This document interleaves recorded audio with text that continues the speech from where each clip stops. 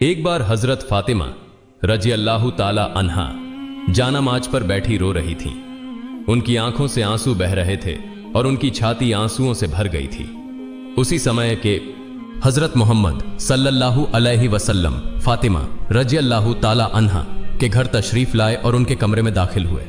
उन्होंने देखा कि फातिमा रजी अल्लाह ताला अन्हा जानामाज पर बैठकर जोर जोर से रो रही थी। तब विश्व नबी सल्लल्लाहु अलैहि वसल्लम ने फातिमा रजी अल्लाह ताला अन्हा से फरमाया, ऐ मेरी जिगर के टुकड़े फातिमा, तुम अपनी जानामाज का कोना उठाकर देखो। जब हजरत फातिमा रजी अल्लाह ताला अन्हा ने जानामाज का कोना उठाया तो वो हैरान रह गई। उन्होंने कहा, अब्बाजान ये क्या है, यहां तो पिघला हुआ सोना बह रहा है। तब हजरत मोहम्मद सल्लल्लाहु अलैहि वसल्लम ने फरमाया, बेटी जितना सोना चाहो उठा लो और उसे अपनी जरूरतों के लिए इस्तेमाल करो। इससे अपना घर चलाओ और दुनिया की आराम आयेश शान और शौकत का जो भी चाहो कर सकती हो। लेकिन याद रखना, दुनिया की सुख सुविधाएं क्षणिक हैं, जबकि आखिरत परलोक की सुख शांति हमेशा के लिए है। अब तुम खुद समझो बेटी, क्या तुम दुनिया की सुख शांति चाहती हो या आखिरत की सुख शांति? हजरत मोहम्मद सल्लल्लाहु अलैहि वसल्लम की यह बात सुनकर हजरत फातिमा रजी अल्लाह ताला अन्हा ने जानामाज का कोना छोड़ दिया और नबी जी से कहा, अब्बा जान, मुझे दुनिया की सुख शांति की कोई जरूरत नहीं है, मैं तो आखिरत की सुख शांति के पीछे दौड़ना चाहती हूं। इसी तरह एक और घटना का जिक्र है। एक दिन हजरत फातिमा रजी अल्लाह ताला अन्हा इतनी कमजोर हो गईं कि वह बिस्तर से उठ नहीं पा रही थीं। यह बात जब हजरत मोहम्मद सल्लल्लाहु अलैहि वसल्लम तक पहुंची तो नबी करीम सल्लल्लाहु अलैहि वसल्लम फातिमा को देखने के लिए उनके घर तशरीफ लाए। नबी करीम सल्लल्लाहु अलैहि वसल्लम फातिमा के दरवाजे पर पहुंचे और उन्हें आवाज देने लगे, लेकिन अंदर से कोई आवाज नहीं आ रही थी। विश्व नबी सल्लल्लाहु अलैहि वसल्लम ने फिर से पुकारा, लेकिन अंदर से कोई जवाब नहीं आया। तीसरी बार जब नबी करीम सल्लल्लाहु अलैहि वसल्लम ने फातिमा रजी अल्लाह ताला अन्हा को पुकारा, तब अंदर से हजरत फातिमा रजी अल्लाह ताला अन्हा ने जवाब दिया, अब्बा मैं दरवाजा कैसे खोलूं? मेरे पास सिर्फ एक छोटी सी चादर है। अगर मैं इसे पैरों की तरफ खींचती हूं तो सिर का हिस्सा खुला रह जाता है, और अगर सिर की तरफ खींचती हूं तो पैर खुल जाते हैं। तब विश्व नबी सल्लल्लाहु अलैहि वसल्लम ने दरवाजे के बाहर से अपना रूमाल निकाला और दरवाजे की दरार से अंदर भेजा। उन्होंने फातिमा से कहा, बेटी मेरा रूमाल सिर पर रख लो और दरवाजा खोलो। फातिमा रजी अल्लाह ताला अन्हा ने रूमाल सिर पर रखकर दरवाजा खोला। जब नबी करीम सल्लल्लाहु अलैहि वसल्लम अंदर गए तो देखा कि हजरत फातिमा का चेहरा मुरझाया हुआ था। नबी जी ने फातिमा से पूछा, बेटी तुम्हें क्या बीमारी हो गई है? हजरत फातिमा रजी अल्लाह ताला अन्हा ने जवाब दिया, अब्बा कई दिनों से भूखी हूं, भूख और सिरदर्द की वजह से मैं बहुत कमजोर हो गई हूं। यह सुनकर नबी करीम सल्लल्लाहु अलैहि वसल्लम ने कहा, बेटी मैं भी 3 दिनों से उपवास कर रहा हूं। हालांकि मैं अल्लाह के नजदीक तुमसे भी ज्यादा प्रिय हूं।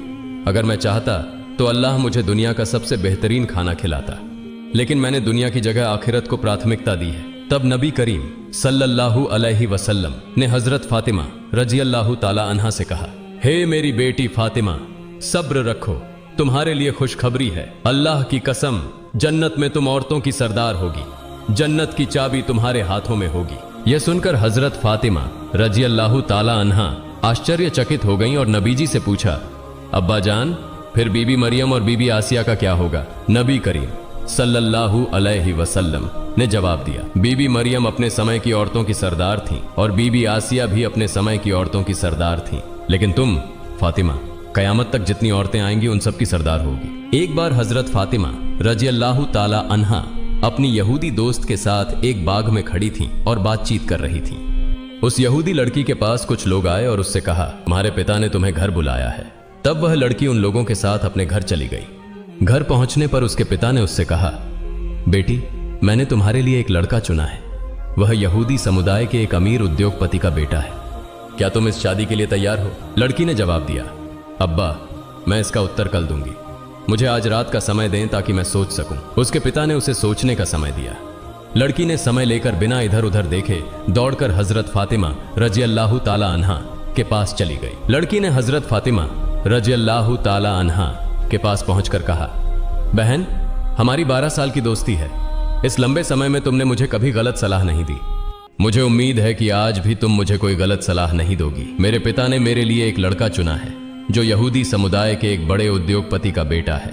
मेरे पिता चाहते हैं कि मेरी शादी उस लड़के से हो। अब तुम बताओ मुझे क्या करना चाहिए। यह सुनकर हजरत फातिमा रजी अल्लाह ताला अन्हा ने उस लड़की से कहा, हे बहन, चूंकि तुम्हारे पिता ने उस लड़के के साथ तुम्हारी शादी तय की है और वह चाहते हैं कि तुम्हारी शादी उस लड़के से हो, इसलिए तुम्हें शादी के लिए राजी हो जाना चाहिए। तब उस लड़की ने हजरत फातिमा रजी अल्लाह ताला अन्हा से कहा, हे बहन, मैं शादी के लिए राजी हो सकती हूं, लेकिन एक शर्त है। शर्त यह है कि अगर तुम मेरी शादी में शामिल होती हो तभी मैं यह शादी करूंगी।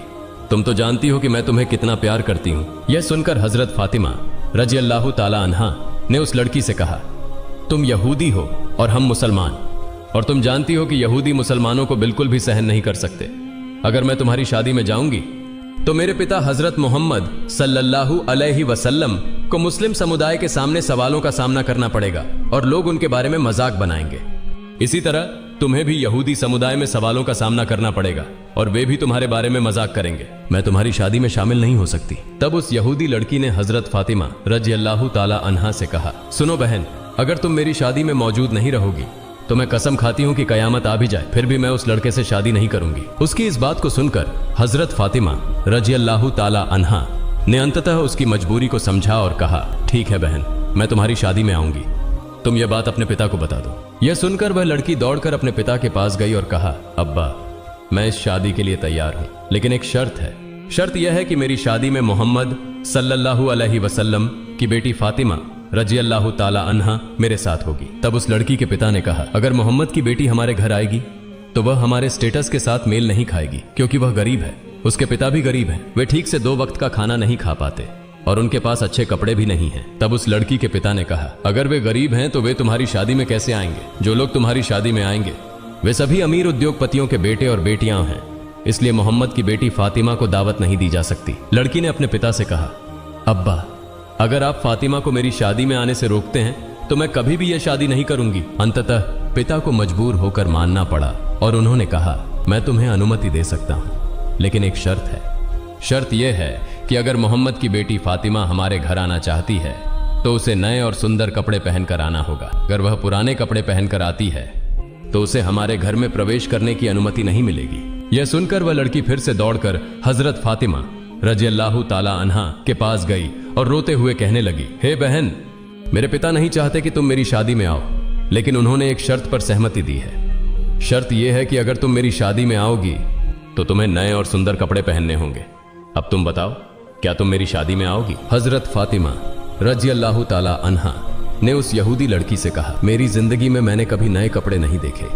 दिन के बाद दिन बीतते जाते हैं और हमारे घर के चूल्हे में आग तक नहीं जलती।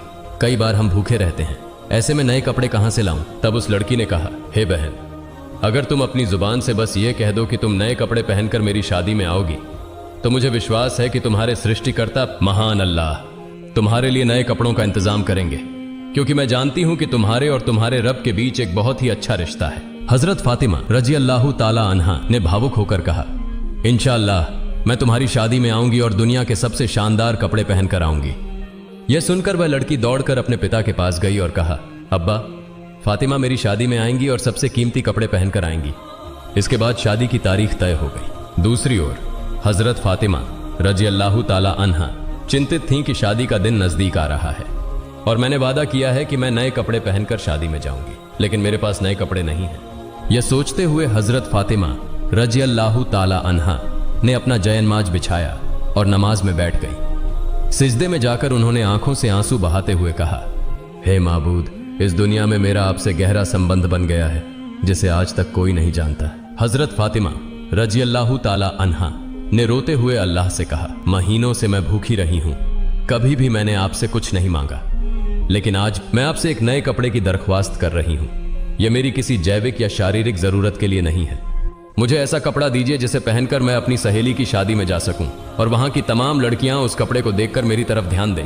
क्या आप मुझे एक नया कपड़ा देंगे? इस तरह हजरत फातिमा रजी अल्लाह ताला अन्हा रोते रोते अल्लाह से दुआ कर रही थी। नमाज खत्म करने के बाद जब उन्होंने अपने घर के कोने में नजर डाली तो वहां 2 पैकेट रखे हुए देखे। यह देखकर वे भावुक हो गई। हजरत फातिमा रजी अल्लाह ताला अन्हा वह पैकेट लेकर रोते हुए हजरत मोहम्मद सल्लल्लाहु अलैहि वसल्लम के पास आईं और पूरी घटना बयान की। जब हजरत मोहम्मद सल्लल्लाहु अलैहि वसल्लम ने पैकेट को खोला तो उसमें से जन्नत की खुशबू आने लगी। तब हजरत मोहम्मद सल्लल्लाहु अलैहि वसल्लम ने फातिमा रजी अल्लाह ताला अन्हा को गले लगाकर उनके माथे को चूमा और कहा, यह कपड़ा तुम्हें कहां से मिला? बेटी, यह तो दुनिया का कपड़ा नहीं है, यह तो जन्नत का कपड़ा है। तुमने छिपकर अल्लाह से संबंध बनाया है। अल्लाह रब्बुल आलमीन तुमसे खुश हो गए हैं और तुम्हारी दुआ स्वीकार की है। अल्लाह ताला के पास एक कपड़े की मांग करने की वजह से उन्होंने तुम्हारे लिए जन्नतुल फिरदौस से तुम्हारा कपड़ा भेज दिया है। फिर हजरत मोहम्मद सल्लल्लाहु अलैहि वसल्लम ने कहा, तुम इस कपड़े को पहनकर अपनी यहूदी दोस्त की शादी में जा सकती हो, लेकिन तुम्हें पर्दा भी रखना होगा। हजरत फातिमा रजी अल्लाह ताला अन्हा ने हजरत मोहम्मद सल्लल्लाहु अलैहि वसल्लम से कहा, अब्बा जान, मैं अपने हिजाब के साथ अपनी दोस्त की शादी में जरूर जाऊंगी। जब हजरत फातिमा रजी अल्लाह ताला अन्हा ने जन्नती कपड़ा पहना तो उनकी खूबसूरती और बढ़ गई। जब वह शादी के घर में दाखिल हुई तो मानो सब कुछ रोशनी से भर गया। महिलाएं नववधू की तरफ से मुंह मोड़कर हजरत फातिमा रजी अल्लाह ताला अन्हा की तरफ देखने लगी। सभी कहने लगी, फातिमा, तुम तो गरीब हो, फिर तुम्हें इतना महंगा और खूबसूरत कपड़ा कहां से मिला? हजरत फातिमा रजी अल्लाह ताला अन्हा ने कहा, मैंने इसे बाजार से खरीदा है। महिलाएं चकित होकर पूछने लगी, कौन से बाजार से, किस दुकान से खरीदी है? तब हजरत फातिमा रजी अल्लाह ताला अन्हा ने मुस्कुराते हुए कहा, तुम लोग उस बाजार को नहीं जानती और न ही उस दुकान को पहचानोगी।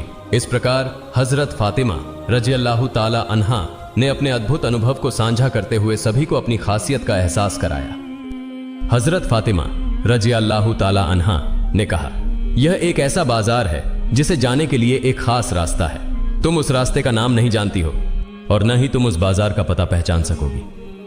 महिलाएं बोली, हमें सिर्फ एक बार उस बाजार का पता बता दो, हम जरूर वहां पहुंच जाएंगी। हजरत फातिमा रजी अल्लाह ताला अन्हा ने फिर कहा, मैंने जो कपड़ा खरीदा है वह उस विशेष दुकान से है जिसे जाने के लिए एक खास रास्ता अपनाना पड़ता है, लेकिन वह रास्ता है सिरात अल मुस्तकीम। यह वही रास्ता है जो सही मार्ग का संकेत देता है और जिस पर चलकर इंसान अपने ईमान को मजबूत कर सकता है। महिलाएं आश्चर्यचकित थीं और सोचने लगीं कि इस खास रास्ते की पहचान कैसे की जाए। हजरत फातिमा रजी अल्लाह ताला अन्हा ने कहा, इस रास्ते के लिए मेरे पिता हजरत मोहम्मद सल्लल्लाहु अलैहि वसल्लम हमेशा इस्लाम के प्रचार में लगे रहते हैं। यह वही रास्ता है जिसके लिए मेरे पिता ताइफ की जमीन पर 3 बार जख्मी हुए थे। इसका नाम है सिरात अल मुस्तकीम। अगर तुम इस रास्ते पर चलोगी तो तुम सही मायने में उस बाजार तक पहुंच सकोगी। जाते जाते एक बाजार पाओगी, उस बाजार का नाम है जन्नत, और उस बाजार में एक दुकान है, उस दुकान का नाम है जन्नातुल फिरदौस। वही दुकान का मालिक है जिसने मुझे यह कपड़ा दिया है। महिलाएं इस कपड़े को पाने के लिए इतनी बेताब हो गईं कि उनमें से एक बोली, फातिमा, हम उस दुकान के मालिक के पास जाना चाहती हैं, तुम हमें वहां ले चलो। जवाब में हजरत फातिमा रजी अल्लाह ताला अन्हा ने कहा, उस दुकान के मालिक के पास जाने के लिए तुम्हें एक वाक्य पढ़ना होगा। क्या तुम वह वाक्य पढ़ सकती हो?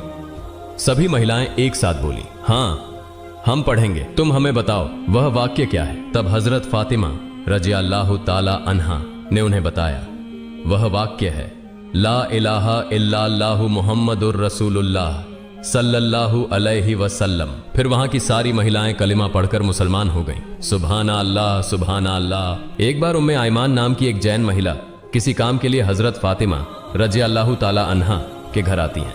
उम्मे आयमान हजरत फातिमा रजी अल्लाह ताला अन्हा के दरवाजे के पास आकर उन्हें बुलाने लगती हैं। उम्मे आयमान ने कई बार बुलाने के बाद भी अंदर से कोई जवाब नहीं आया, लेकिन फातिमा रजी अल्लाह ताला अन्हा के कमरे के भीतर रोटी के याता गेंद घुमाने की आवाज आ रही थी। तब उम्मे आयमान ने हजरत फातिमा रजी अल्लाह ताला अन्हा के कमरे की खिड़की से अंदर झांकते हुए देखा कि फातिमा रजी अल्लाह ताला अन्हा सो रही हैं, लेकिन उनके कमरे में रोटी का याता अपने आप घूम रहा था और एक महिला कोने में बैठकर तस्बीह पढ़ रही थी और एक और महिला हजरत हुसैन रजी अल्लाह ताला अन्हु को दुलार रही थी।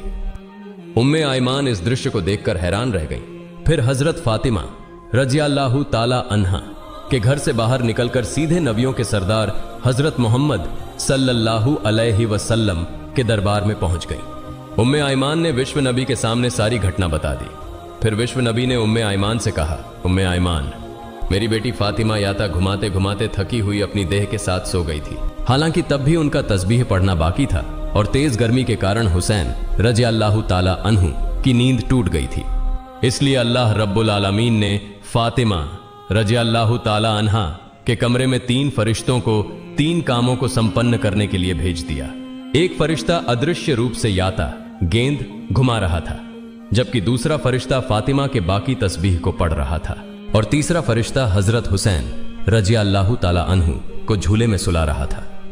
उम्मे आयमान, तुमने जो देखा वह सच है। तुमने जो 3 महिलाओं को देखा है वे कोई सामान्य महिलाएं नहीं हैं, वे अल्लाह रब्बुल आलमीन की तरफ से भेजे गए फरिश्ते हैं। तब नबी करीम सल्लल्लाहु अलैहि वसल्लम के मुंह से ये बातें सुनकर उपस्थित सहाबा और उम्मे आयमान हैरान रह गए। वे फातिमा रज़ी अल्लाह ताला अन्हा के लिए दुआ करने लगे और उम्मे आयमान अल्लाहु अकबर कहते हुए नबी करीम सल्लल्लाहु अलैहि वसल्लम के दरबार से बाहर निकल गई। एक बार 3 दिनों तक विश्व नबी का कोई पता नहीं चल रहा था। हजरत उमर रज़ी अल्लाह ताला अन्हु और हजरत अब्बू बकर रज़ी अल्लाह ताला अन्हु पागल होकर नबी सल्लल्लाहु अलैहि वसल्लम को खोजने निकल पड़े। उमर रज़ी अल्लाह ताला अन्हु के हाथ में एक तलवार थी। उमर रज़ी अल्लाह ताला अन्हु और अब्बू बकर रज़ी अल्लाह ताला अन्हु कुछ यहूदियों को देखकर गरज उठे। उमर ने तलवार तानकर कहा, हे यहूदी बच्चों, मेरे नबी कहां हैं? बताओ, तुमने मेरे नबी को कहां देखा है? नहीं तो मैं उमर आज तुम्हें सबको काट डालूंगा। तब यहूदी बोलने लगे, हे उमर, विश्वास करो, हम तुम्हारे नबी को नहीं देख पाए हैं। फिर हजरत अब्बू बकर रज़ी अल्लाह ताला अन्हु ने उमर से कहा, उमर चलो हम आगे चलते हैं, वहां शायद कुछ रखाल मिल जाए। उनसे पूछने पर शायद हमें विश्व नबी का पता मिल सके। मन इसके बाद हजरत अब्बू बकर रज़ी अल्लाह ताला अन्हु और उमर रज़ी अल्लाह ताला अन्हु आगे की तरफ चलने लगे। कुछ दूर चलने के बाद वे एक पहाड़ के पास कुछ रखालों को देख पाए। अब्बू बकर रज़ी अल्लाह ताला अन्हु ने रखालों से पूछा, हे रखालों, क्या तुमने इस तरफ से हमारे धर्म के नबी को जाते हुए देखा है? तब रखालों में से एक ने जवाब दिया, हमने आज 3 दिनों से एक व्यक्ति को इस पहाड़ की गुफा में सिजदा में गिरकर रोते हुए देखा है। वह व्यक्ति आज 3 दिन से रो रहा है। उसकी रोने की आवाज सुनकर हमारे पशु पक्षी 3 दिनों से न तो घास खा रहे हैं और न ही पानी पी रहे हैं। पशुओं के दूध पीने वाले बच्चे उनकी अडर्स में मुंह नहीं लगा रहे हैं। भाई, तुम अपने आदमी को ले जाओ, नहीं तो हमारे पशु भूख प्यास से मर जाएंगे। तब हजरत अब्बू बकर रज़ी अल्लाह ताला अन्हु ने उमर से कहा, उमर, जिसका रोना सुनकर पशु पक्षियों ने खाना पीना छोड़ दिया है वह और कोई नहीं बल्कि हमारे धर्म के नबी मोहम्मद रासूलुल्लाह सल्लल्लाहु अलैहि वसल्लम होंगे। चलो हम आगे जाकर देखते हैं। फिर हजरत अबू बकर रज़ी अल्लाह ताला अन्हु और हजरत उमर रज़ी अल्लाह ताला अन्हु पहाड़ के सामने एक गड्ढे में जाकर देखे कि विश्व नबी सिजदा में गिरकर रो रहे हैं। तब उमर रज़ी अल्लाह ताला अन्हु ने नबी जी की तरफ इशारा करके कहा, नबी, आज 3 दिनों से हम आपकी खोज में पागल हो गए हैं, कहीं आपको नहीं पा रहे हैं। आप यहां उम्मत के लिए रो रहे हैं। या रसूल अल्लाह, हम आपको लेने आए हैं, आप सिर उठाइए। लेकिन विश्व नबी सिर नहीं उठाते। तब हजरत अब्बू बकर रज़ी अल्लाह ताला अन्हु ने कहा, या रसूल अल्लाह, जिस उम्मत के लिए आप इस तरह रो रहे हैं, मैं अब्बू बकर वादा करता हूं अपनी पूरी जिंदगी की इबादतें आपकी उम्मत के नाम दान कर दूंगा। फिर भी दया के नबी सिर नहीं उठाते। फिर हजरत अबू बकर रज़ी अल्लाह ताला अन्हु ने उमर से कहा, उमर, हजरत फातिमा रज़ी अल्लाह ताला अन्हा के बिना विश्व नबी को नहीं लिया जा सकता। चलो हम फातिमा के घर चलते हैं। फिर वे दोनों मिलकर फातिमा के घर की ओर चल पड़े। रास्ते में उन्होंने हजरत अली रज़ी अल्लाह ताला अन्हु को देखा और हजरत अली के पास जाकर पूरे मामले की जानकारी दी। हजरत अली रज़ी अल्लाह ताला अन्हु घर जाकर फातिमा रज़ी अल्लाह ताला अन्हा से सब कुछ कहने के बाद फातिमा रज़ी अल्लाह ताला अन्हा और हजरत हसन व हुसैन रज़ी अल्लाह ताला अन्हु, हजरत अली रज़ी अल्लाह ताला अन्हु सभी मिलकर विश्व नबी के पास पहाड़ की गुफा में आ गए। हजरत फातिमा रज़ी अल्लाह ताला अन्हा ने विश्व नबी की ओर देखते हुए कहना शुरू किया, अब्बा, आप कैसे 3 दिनों से हमें छोड़कर इस गुफा में रह सकते थे? हम आपकी खोज में पागल हो गए थे, हमें कहीं आपका पता नहीं मिला। आप कैसे हमें भूल सकते थे? अपने प्यारे नाती हसन और हुसैन को कैसे भूल सकते थे? आप सिर उठाइए, हम आपको लेने आए हैं। लेकिन नबी जी सिर नहीं उठा रहे हैं, सिजदा में पड़े पड़े ही रोते जा रहे हैं। फिर हजरत फातिमा रज़ी अल्लाह ताला अन्हा ने कहा, हे मेरे अब्बा, मैं फातिमा आपके लिए वादा करती हूं कि मैं अपने प्यारे बेटे और आपके प्यारे नाती हसन और हुसैन को कुर्बानी कर दूंगी। अब मेरे अल्लाह रब्बुल आलमीन ने जिब्राइल को बुलाया और कहा, हे जिब्राइल, तुम तुरंत मेरे दोस्त के पास जाओ। मेरे दोस्त से कह दो कि वह सिजदा से सिर उठाए। मेरे दोस्त को जाकर बता दो, मैं अल्लाह रब्बुल आलमीन हूं, अब मैं अपनी सारी उम्मत का जिम्मा खुद ले रहा हूं। अल्लाह रब्बुल आलमीन के ऐसे निर्देश पाकर हजरत जिब्राइल अलैहिस्सलाम पहाड़ की गुफा में आए और नबी से कहने लगे, या रसूल अल्लाह, आप सिर उठाइए। अल्लाह रब्बुल आलमीन ने मुझे अभी अभी बताया है कि आपकी सारी उम्मत का जिम्मा अब अल्लाह खुद ले चुके हैं। यह कहकर जिब्राइल अलैहिस्सलाम चले गए। फिर विश्व नबी ने सिजदा से सिर उठाया। इसके बाद नबी जी सभी के साथ घर की ओर चले। अल्लाह पाक रब्बुल आलमीन हमें सभी को विश्व नबी द्वारा दिखाए गए रास्ते पर चलने की तौफीक प्रदान करे। सभी लोग कमेंट में लिखें,